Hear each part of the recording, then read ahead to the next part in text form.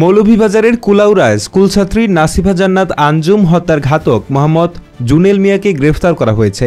আসামির দেখানো এবং পুলিশের তল্লাশিকালে হত্যাকাণ্ডের আশেপাশে বিভিন্ন স্থানে ফেলে রাখা ভিকটিমের পরিহিত বোরকা, স্কুল ব্যাগ, বই ও একটি জুতা উদ্ধার করে পুলিশ। গত 12 জুন সকাল 7টায় পাশের গ্রামে প্রাইভেট পড়তে গিয়ে নিখোঁজ হয় আঞ্জুম। এ বিষয়ে কুলাউড়ায় একটি সাধারণ ডায়েরি করা হয়। এর দুদিন পর 14 জুন বিকালে 5:40 বাড়ির পাশের ছড়ার পাশে দুর্গন্ধ পেয়ে ভিকটিমের ভাই ও মামা অর্ধগলিত মরদেহটি খুঁজে পান এবং পুলিশকে খবর দেন। পুলিশ মরদেহ উদ্ধার করে লাশের সুরতহাল প্রস্তুত করে এবং ময়নাতদন্তের জন্য মৌলভীবাজার সদর হাসপাতালে প্রেরণ করে।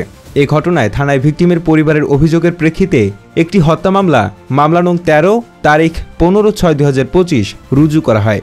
ঘটনার মূল রহস্য উদ্ঘাটনের জন্য অতিরিক্ত police super Nobel Chakma, Kulaura সার্কেলের অতিরিক্ত পুলিশ সুপার মোহাম্মদ আজমল হোসেন, কুলাউড়া থানার অফিসার ইনচার্জ গোলাম আফসার, পুলিশ পরিদর্শক সুদীপ্ত ভট্টাচার্য সহ একটি টিম ঘটনাস্থল পরিদর্শন করে। দ্রুত সময়ে ঘটনার রহস্য উদ্ঘাটনের জন্য অতিরিক্ত পুলিশ সুপার সদর সার্কেল নেতৃত্বে কুলাউড়া থানার অফিসারদের নিয়ে কয়েকটি বিশেষ টিম গঠন করে আশেপাশে ব্যাপক তল্লাশি করা হয়। এ সময় ঘটনাস্থলের পাশে একটি ঝোপ থেকে ভিকটিমের স্কুল ব্যাগ, বই এবং একটি জুতা উদ্ধার করা হয়। পুলিশ শুধু স্থানীয় লোকদের জিজ্ঞাসাবাদের জন্য বিশেষ 6টি টিম গঠন করে। স্থানীয় লোকজনের বক্তব্য, আলামত উদ্ধারের জায়গা এবং নারী ঘটিত কিছু বিষয়ের সাথে সংশ্লিষ্টতা দেখে সন্দেহ হওয়ায় তারা জুনেল মিয়াকে আটক করে।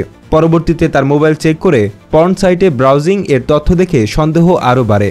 পরবর্তীতে পুলিশ তাকে দুপুর থেকে রাত প্রায় 12টা পর্যন্ত জিজ্ঞাসাবাদ করে।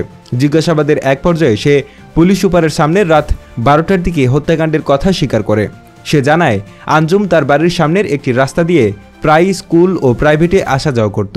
সেই সুবাদে জুনেল মিয়া আঞ্জুমের সাথে সখ্যতা গড়ে তোলার চেষ্টা করে, কিন্তু আঞ্জুম কিছুতেই সায় দেয়নি।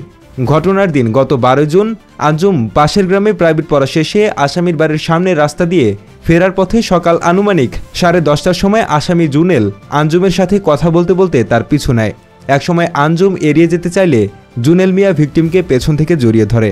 তখন আঞ্জুম চিৎকার করলে জুনেল মিয়া আঞ্জুমের গলায় জোরে চাপ দিয়ে ধরলে ভিকটিম ঘটনাস্থল কিরিমশা মাজারের মধ্যের রাস্তায় অচেতন হয়ে পড়ে।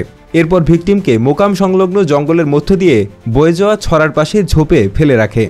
মোকামের মাঠে পড়ে থাকা ভিকটিমের স্কুল ব্যাগ ও একটি জুতা ঘটনাস্থলের নিকটবর্তী ঘন ঝোপে ফেলে দেয় এবং পরিহিত বোরকাটি নিকটবর্তী কিরিমশা মাজারের উত্তর পাশে জৈনক রওশন আলী গংয়ের পারিবারিক কবরস্থানের সীমানায় ছুঁড়ে ফেলে দেয়।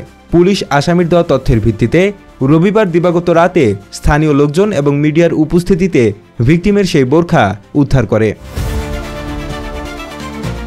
Mohammad Suman, GB television.